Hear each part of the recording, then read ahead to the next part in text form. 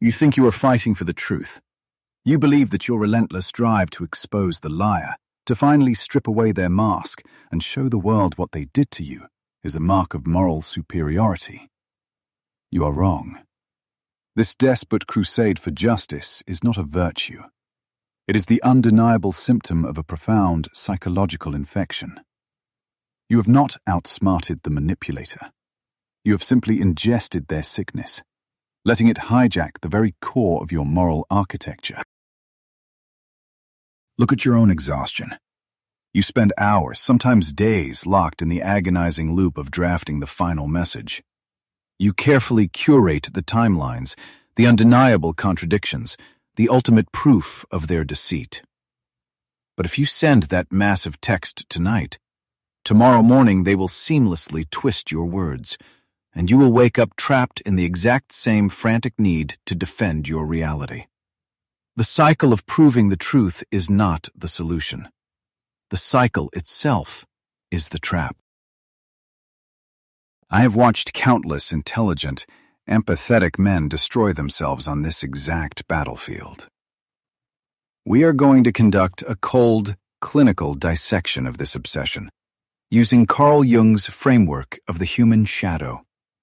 I will show you exactly how the predator weaponizes your own desperate sense of justice against you.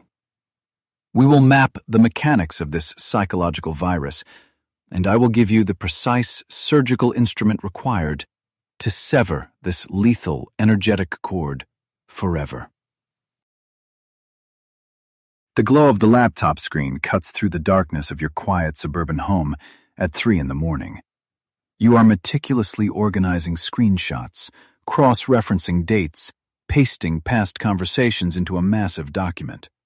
You are building an undeniable, airtight case to expose the lies of someone who deeply betrayed you. The digital folder is heavy with objective proof, yet your chest is suffocating under a tight, unshakable panic. The math is perfect, but the panic remains. Let us diagnose what is actually happening in this room. This obsessive need to expose them is not a testament to your unyielding strength. It is the clinical manifestation of a parasitic invasion.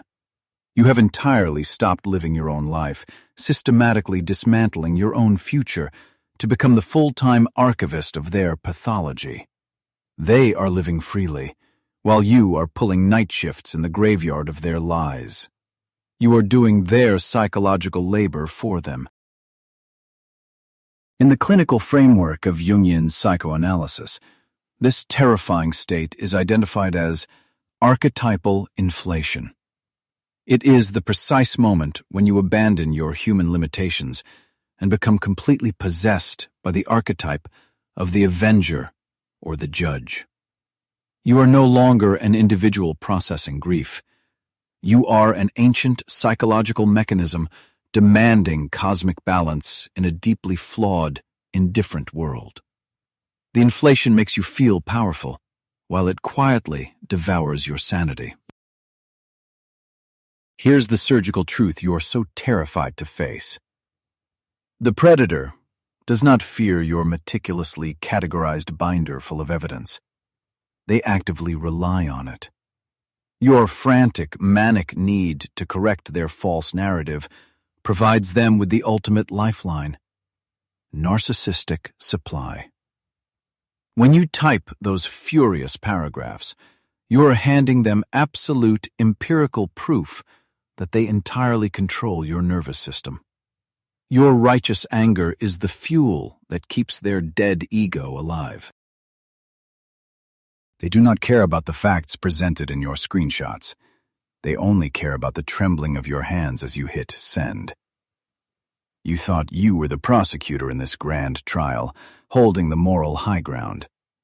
But in reality, you are strapped to a psychological centrifuge, bleeding out your life force to regulate a monster who feels nothing. The trap is perfectly designed. The harder you fight to prove your sanity, the more successfully they paint you as the unstable aggressor. You are caught in a paradox that is slowly destroying your cognitive architecture. You have the timeline. You have the receipts. You have every single piece of data required to prove that you are the victim and they are the predator. And yet, as you stare at that glowing screen in the dead of night, the terror only deepens. Why does possessing the absolute, undeniable truth still feel exactly like losing your mind? The private terror of that glowing screen inevitably bleeds into the daylight. The isolation of the night becomes the frantic desperation of the public square. You carry that heavy, suffocating binder of proof out of your bedroom and into the noise of a crowded coffee shop. The psychological infection demands an audience. It convinces you that if you can just get other people to see the objective truth, the agonizing bleeding in your mind will finally stop. Clara leans across the cafe table, her coffee turning cold. She urgently details the precise timeline of the gaslighting to mutual friends. She talks faster, desperate to expose the monster hiding behind a charismatic mask. But instead of validation, she catches them exchanging exhausted, uncomfortable glances. The terrifying slip of her own credibility hangs in the air. How does your desperate attempt to reveal the monster actually turn you into the villain of the story? To understand this paradox, we must dissect a clinical mechanism known as projective identification. This is not simple manipulation. It is an invasive psychological transfer. Manipulators are entirely incapable of processing their own chaotic, dysregulated shame. Instead of feeling it, they forcefully project their internal garbage into your psyche. They do not just lie to you. They subtly engineer situations that force you to physically experience the exact panic they are running from. You become the unconscious container for their psychological waste. When you are sitting in that cafe, breathless and frantic, you are not actually expressing your own authentic emotions. You are acting out the manipulator's suppressed sickness. They have entirely outsourced their emotional garbage management to your nervous system. The heavy, suffocating anxiety you feel in your chest right now, it does not belong to you. It is theirs, and you are carrying it for them. This dynamic creates a highly engineered theater of perception. Look at the optics of the situation. The predator is perfectly calm, likely sitting in another room playing the quiet, resilient victim. Meanwhile, you, carrying the venom they injected into you, appear utterly manic, obsessive, and unstable in public. This contrast is not an accident. It is a carefully calculated outcome designed to permanently destroy your social credibility. Your frantic behavior is the exact camouflage the predator needs to remain hidden. When you urgently try to expose the manipulator to mutual friends, people often referred to in clinical circles as flying monkeys or unconscious enablers, you believe you are serving as a whistleblower. You think you are saving the community from a predator, but the terrifying reality is that you are walking blindly into a perfectly laid trap, playing the exact role they cast for you. Every raised vocal cord, every desperate text message you show to these friends serves a singular, devastating purpose. You are actively providing the empirical evidence the predator needs to solidify their own narrative. When they quietly tell people that you have lost your mind, that you are the unstable and toxic one, they do not need to prove it. They simply wait for you to exhaustively explain your side of the story. Your desperation does the heavy lifting for them. The tragedy of the avenging mind is that your morality is weaponized to build your own prison. You thought your meticulous timeline of their betrayals was a sword of justice. In reality, it is the shovel you are using to dig the grave of your own reputation. The harder you fight to prove that the manipulator is insane, the more the audience looks at your trembling hands and wide eyes, concluding that the manipulator was right about you all along. You cannot win a game where the rules are written by a ghost. Every time you try to drag their shadow into the light, you only succeed in burning yourself. You leave the coffee shop feeling more isolated, more paranoid, and more deeply entangled in their web than ever before. The public arena has failed you, just as the private archives did. Which forces us to look at the next inevitable, agonizing step in this downward spiral: the delusion of the direct confrontation. The public arena has failed you, so you retreat back into the digital shadows, convinced that the flaw was not in the battle itself, but in your execution. You tell yourself that if they will not listen in public, you will corner them in private. You craft the ultimate weapon, the flawless, impenetrable argument. You sit in the cold glow of your monitor, reading the final draft of a massive message. It is perfect. Every timeline matches. Every hypocrisy is cited. Elias hits send on the massive email to his former business partner. For exactly 3 seconds, a rush of profound vindication washes over him. The absolute truth is finally out there. Then, the terrifying wait begins. He stares at the phone, his heart hammering in a quiet room, completely paralyzed by adrenaline. He is waiting for the inevitable surrender. But the question remains: why does winning the argument guarantee that you lose the war? The avenging mind suffers from a fatal cognitive blind spot: the delusion of the final word. You operate under the naive belief that if you just formulate the perfect sequence of logical arguments, the manipulator's ego will finally buckle under the sheer weight of objective truth. You assume that underneath their toxic behavior is a rational human being who, when presented with undeniable facts, will feel remorse and admit guilt. This is a catastrophic misunderstanding of their clinical pathology. The manipulator's ego is not a standard human conscience. It is a hardened, false construct engineered exclusively to deflect accountability. They will never engage with your objective reality.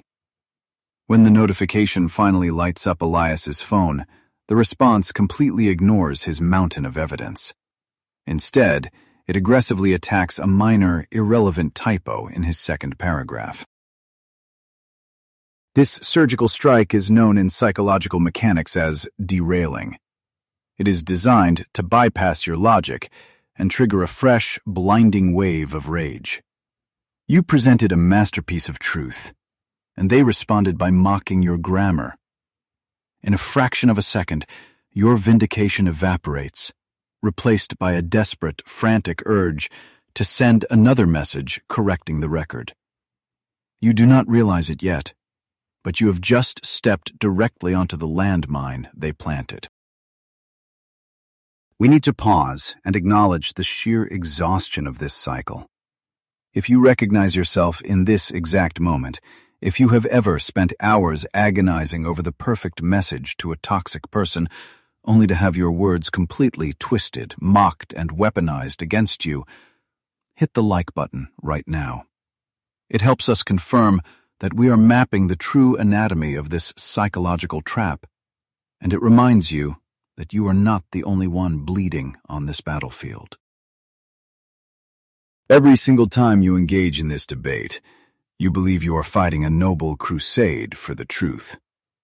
But let us look at the surgical reality of what is happening to your nervous system.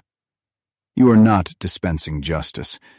You are actively participating in a trauma bond. The conflict itself has become the primary mechanism of connection. The endless arguments, the drafted emails, the imagined comebacks, they are the invisible ropes binding you to the abuser. You tell yourself that you are fighting to break free, but the fight is the very thing keeping you tethered. As long as you require their admission of guilt to close the chapter, they hold the pen to your life story. The debate is nothing but an energetic leash, a pipeline through which your vital life force is extracted. To survive, we must look past their tactics and turn the clinical spotlight onto the most terrifying variable in this equation: your own hidden motives. The noise of the arguments, the frantic typing, the digital notifications, let it all fade into total silence. Step away from the glowing screen and out of the crowded cafe. We are stepping into a cold, clinical space of pure internal reflection. We have spent enough time dissecting the pathology of the predator. It is time to turn the harsh spotlight onto the most agonizing variable in this entire equation. You. You feel like a resilient survivor fighting a holy war for objective truth. But what if the battle has nothing to do with their crimes anymore? You need to ask yourself a question that will burn away your remaining illusions.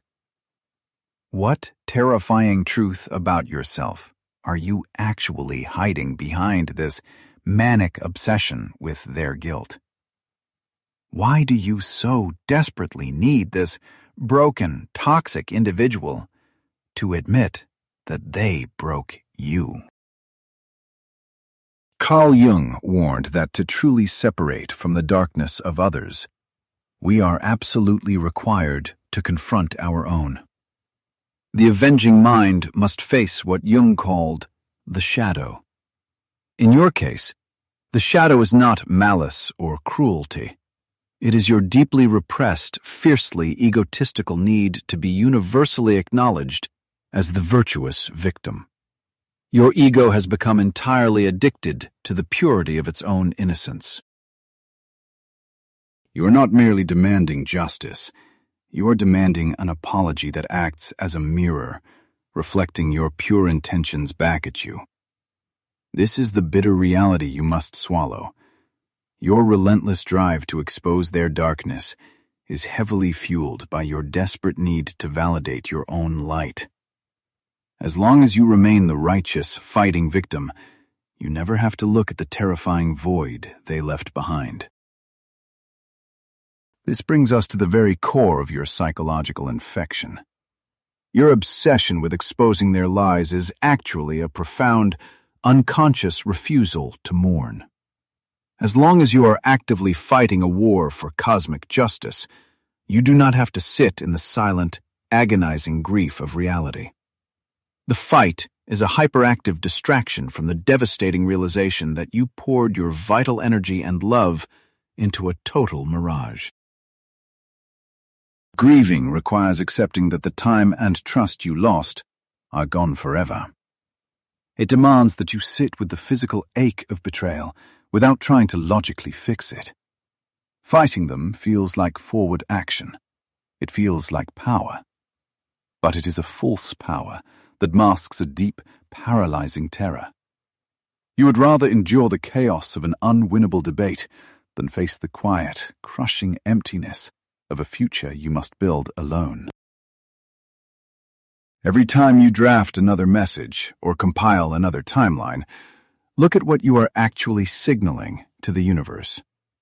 By demanding that the manipulator validate your reality, you are unconsciously declaring that your reality does not actually exist without their signature. You are taking the foundational truth of your own life and placing it on a pedestal, begging a known psychological predator to come and bless it. Do you see the profound tragedy of this mechanism? You are quite literally handing the authorial rights of your existence over to a parasite. You are telling them that your pain is not real unless they confess to causing it. Your sanity has become entirely contingent on the permission of a madman. Until you reclaim that authority, you will remain a prisoner in a solitary cell where you already possess the only key. To reclaim your authorial rights, to finally step out of the solitary cell where you have been pacing for months, requires a conscious, agonizing choice. We must take the theoretical realization of your shadow and drag it into the unforgiving light of physical reality. Clara makes this choice. She leaves the suffocating tension of her apartment, steps into a quiet city park, and definitively powers down her phone. The theoretical debate is over, but the physical war is just beginning. The silence of the park does not bring immediate peace. It brings a deafening, terrifying vacuum. As she walks, Clara feels an intense physiological withdrawal. The urge to turn the screen back on, to monitor their lies, to check if the manipulator has posted a new distortion of reality, is not a passing thought. It is a burning itch crawling beneath her skin. She stops, clenching her jaw, physically forcing her body to endure the absolute discomfort of not knowing. This is the brutal threshold of your recovery. You have intellectually recognized the trap. You understand that the game is rigged, but your body is still screaming for the familiar chaos. You are standing in the quiet aftermath of the battlefield, trembling with an adrenaline that has nowhere to go. Which brings us to the ultimate paradox of healing. How do you completely sever a toxic connection when your own brain is entirely addicted to the poison? What Clara is experiencing on this solitary walk is not emotional weakness. It is a clinical mechanism known as the extinction burst. When you suddenly stop engaging in the trauma bond, when you starve the cycle of its familiar conflict, your nervous system does not simply relax, it panics. It interprets the sudden silence as a profound existential threat, flooding your bloodstream with cortisol and triggering a terrifying spike in obsessive, racing thoughts. The extinction burst is the frantic, dying gasp of the energetic parasite you have carried for so long. It is identical to the acute physiological panic of chemical withdrawal.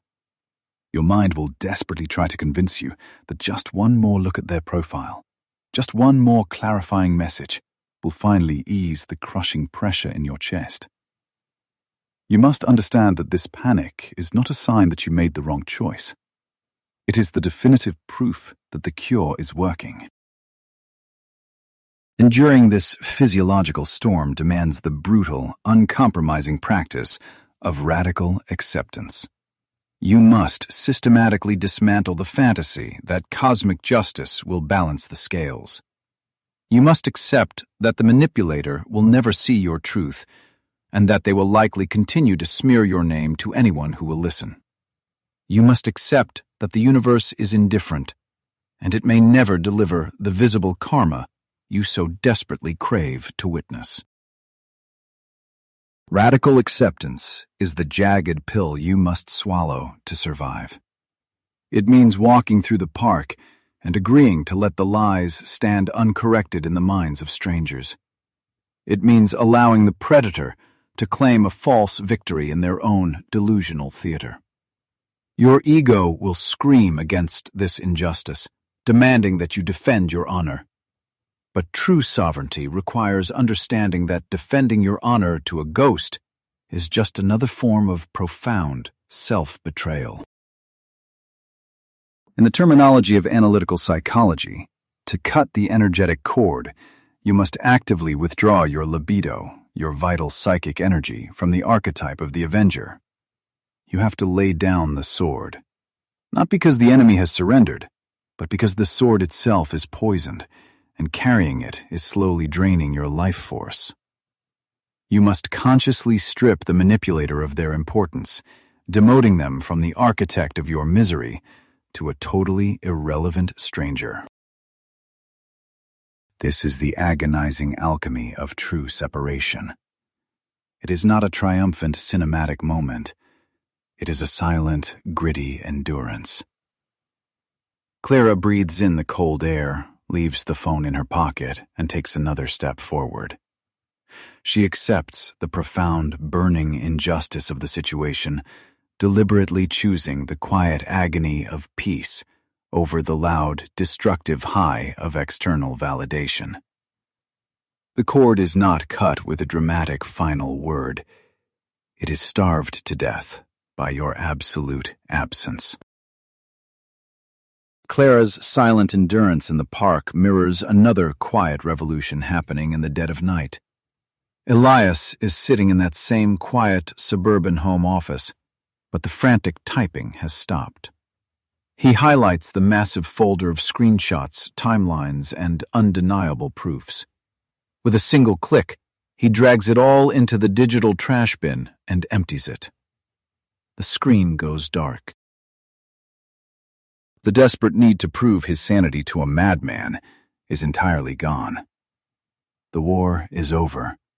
Not because Elias struck a fatal blow, but because he simply walked off the battlefield.